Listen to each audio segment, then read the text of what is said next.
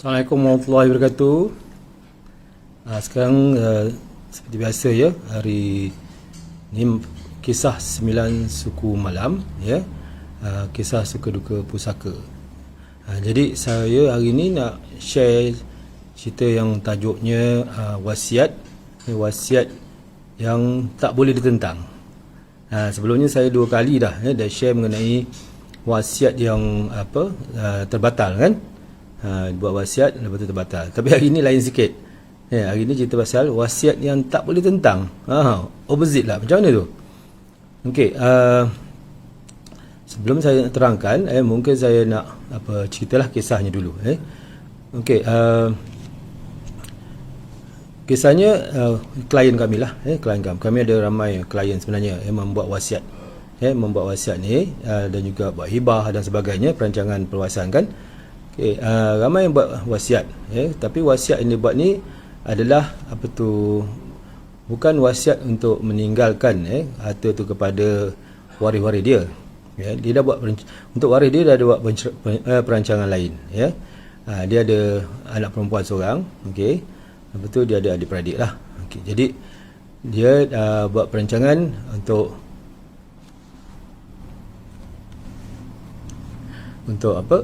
tinggalkan untuk anak perempuan dia rumah dia lah, rumah dia. Dia tak ada pasangan lagi, dia dah berumur juga kan. Jadi dia tinggalkan, hibahkan rumah tu kepada anak perempuan dia. Lepas tu dia ada akaun tabung haji, akaun tabung haji. Yang akaun tabung haji tu dia wasiatkan.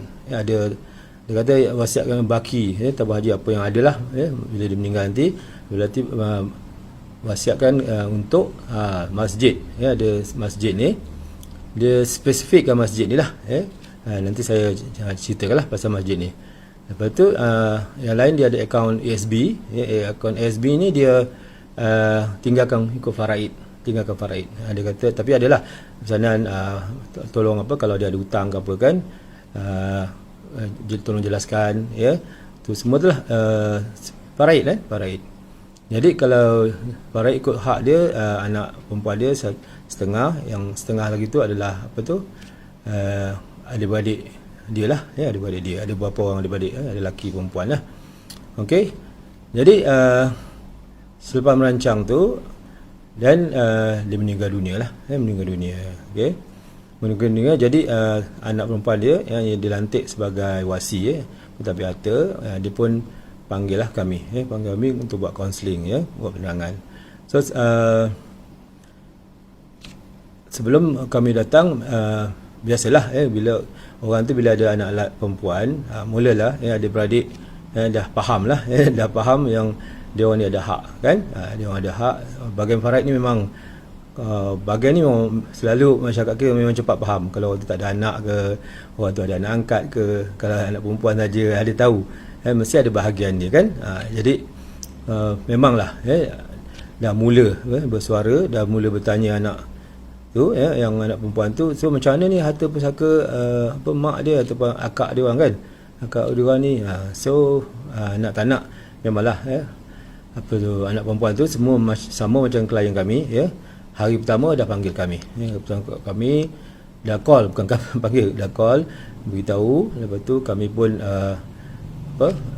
arrangekan, tanya bila boleh datang semualah untuk buat kaunseling. Dan dia pun ada beritahu lah yang adik-beradik dia macam dah bersuara lah, bersuara. Saya kata biasalah tu, dia orang waris faraid mestilah bersuara kan. Jadi kami pun datang dan kami pun terangkanlah mengikut wasiat yang ditulis dan juga hibah yang ditulis oleh klien kami tu. Jadi dia pun memang ada sikit bukan salah faham, lebih pada tak faham lah. Jadi kami perlukan penjelasan lah mengenai rumah ni dah dihibahkan, ini adalah milik anak perempuan tadi. Jadi dia terkeluar pusaka, benda-benda macam itulah kami terangkan. Alhamdulillah dia orang faham lah, sebab kita pun ada bukti dokumen semua kan, boleh tunjukkan. Okey, so bahagian kedua adalah yang lain lah, yang lain tu adalah tadi saya cakap ada akaun tabung haji, masa tu bila meninggal tak banyak lah, dalam 10,000 lebih je, 10,000 lebih je. Memang digunakan lah duit tu, memang keluar masuk lah, keluar tu, memang dinamakan anak perempuan ni lah, sebagai penama kan, so tak ada masalah. Dan ASB, ASB dalam 50,000 lebih dia ada. ASB tu difaraidkan. Okay. Jadi bahagian yang faraid tu dia orang tak ada bangkang lah, dia tahulah, maksudnya setengah tu daripada 50,000 hak dia orang lah, so tak ada isu lah. Yang isu dia pasal yang tabung haji tu. So, jadi adalah antaranya pandai sikit lah, pandai sikit, kata wasiat mana boleh buat kan, mana boleh buat wasiat ni orang Islam boleh terbatal, kami ada hak faraid ni. Itu dia apa yang dipersoalkan lah, sebab sebenarnya dia tak faham betul-betul mengenai wasiat. Bukan mereka saja, rata-rata lah ramai masyarakat kita yang salah faham pengertian wasiat ni. Saya dah terangkan dua kali dah, tapi yang ini yang berbeza sikit.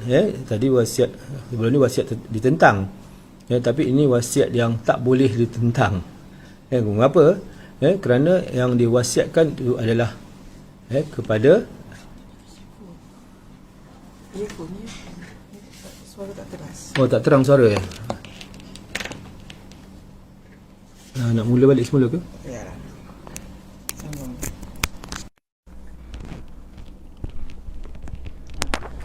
Tak ada keluar komen lah. Tak ada orang komen ke apa? Okey, jelas Alright. Okey, minta maaf saya terlupa pasang earphone tadi, ya. Okey, jadi yang wasiat tu ditentang sebab salah faham tentang pengertian wasiat tu sendirilah.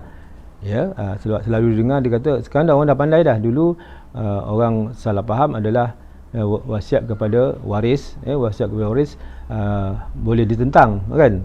Itu yang boleh terbatal. Okey, alhamdulillah. So, tapi sekarang ni berbeza, sebab yang wasiat yang dibuat ni bukan kepada waris. Wasiat ni sebenarnya wasiat hasrat dia nak bersedekah, nak bersedekah. Jadi wasiat nak bersedekah seperti yang kita tahu kepada bukan waris. Contohnya kalau kita ada anak angkat, dia bukan waris, jadi kita boleh wasiatkan kepada dia, kalau tak ada anak, nak kasih anak buah, ataupun untuk badan kebajikan ataupun masjid, surau semua. Dalam kes ni diwasiatkan spesifik kepada masjid ni lah, masjid ni.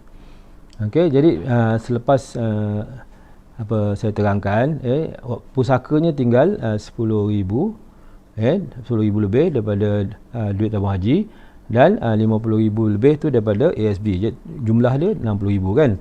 Yang rumah tu tak boleh campur, sebab rumah tu dihibah, dia terkeluar di pusaka. Faham Jadi saya kata okey, 10,000 lebih daripada jumlah 60,000 lebih lah, jadi kan 10 campur 50, jadi hanya berapa? Dalam 1/6, 1/6.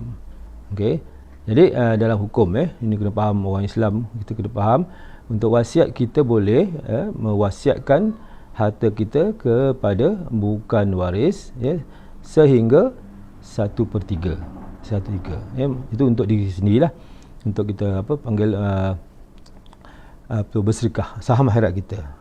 Inilah sebenarnya wasiat yang disarankan, yang disunahkan oleh Nabi, dan juga yang dinyatakan dalam Al-Quran berkali-kali. Kalau kita baca surah An-Nisa ayat 11, 12 dan 176 pasal faraid tu, sebut tu setelah dibayar hutangnya dan dilaksanakan wasiatnya. Maksudnya apa? Sebelum pembahagian faraid kena selesaikan hutang dan juga laksanakan wasiat arwah. Dalam kes tu yang masuk, yang Allah SWT punya firman tu bukan cerita pasal wasiat kepada waris, cerita pasal wasiat kepada bukan waris, yang tak melebihi 1/3, iaitu wajib dilaksanakan. Tak boleh ambil. Kalau ambil berdosa. Itu bukan, memang pusaka, tapi pusaka untuk kepada orang yang diwasiatkan, yang bukan waris tu. Okey, itu kena faham, clear. Jadi yang menariknya adalah yang waris ni dia duduk jauh, dia wasiatkan tu spesifik kepada satu masjid ni. Kepada satu masjid ni di Seremban. Di Seremban ya, di Seremban. Waris lain dia tinggal jauh, jauh yang Seorang Shah Alam lah bagai. Jadi dia orang nak laksanakan tu, dia orang minta tolong Mahir Pusaka laksanakan. Dia amanahkan Mahir Pusaka. Maknanya duit tu dapat sebab tabung haji tu nama apa, anak perempuan tadi, dia mudahlah anak perempuan penama, dia pun lepas tu minta tolong Mahir Pusaka. Itu adalah pesanan juga dalam wasiat apa arwah untuk Mahir Pusaka yang laksanakan lah, sebab sebenarnya masjid tu dekat Seremban, dekat dengan pejabat Mahir Pusaka lah, itu sebenarnya lah. Okey, jadi sebenarnya dia dekat dengan rumah saya je. Tapi saya nak cerita sikit lah pasal masjid ni, yang menariknya. So bila saya dapat tahu masjid tu, nama masjid tu Masjid Sending. Masjid Sending. Saya diberitahu Masjid Sending. Saya punya imagination Masjid Sending ni macam Masjid Condong tu kan, dekat Perak. Dia sengit lah kan, Sending. Jadi saya Google apa tu, Google Map, bawa sampai tengok masjidnya biasa je, tapi macam masjid lama, masjid lama. Tak ada sending pun, rendah je kan. Jadi bila saya berjumpa dia punya AJK satu, and then saya tanyalah kan, asal nama dia Sending Sending saya. So dia beritahu lah, sebenarnya Sending tu nama orang, bukannya masjid tu Sending. Dia sebenarnya oleh Masjid Jamek Datuk Kelana Sending. Datuk Kelana Sending, nama orang. Okey, saya kata, saya ingat mati-mati, saya ingatkan apa, Masjid Sending. Bayangkan saya dah duduk Seremban tu dah lebih 30 tahun, saya tak pernah dengar pun Masjid Sending tu kan. Dan masjid tu, just share masjid tu dah dibina tahun 1840. Mana dah hampir 200 tahun. Itu adalah sebenarnya salah satu masjid yang anggap sebagai masjid warisan lah, sebab seni bina asal Melayu, Aceh, semua tu lah. Memang dia ada macam dia punya panggil 3 tingkat. Kubah dia 3 tingkat. Jadi semua tu saya tak tahulah. Tapi yang menariknya adalah, saya kata ni, saya ada hasrat dia klien nak wasiat bersedekah kata. Rupanya masjid tu tengah renovation. Maknanya arwah tu tahu, dia biasa sembahyang kat situ kan, dia pun orang situ, tengah renovation. Jadi yang nak disedekahkan tu adalah untuk membantu buat renovation tu lah. Memang kenalah timing dia cantik. Jadi apa saya nak beritahu cerita adalah, bila kita nak buat sedekah ni, memang yang terbaik adalah bersedekah untuk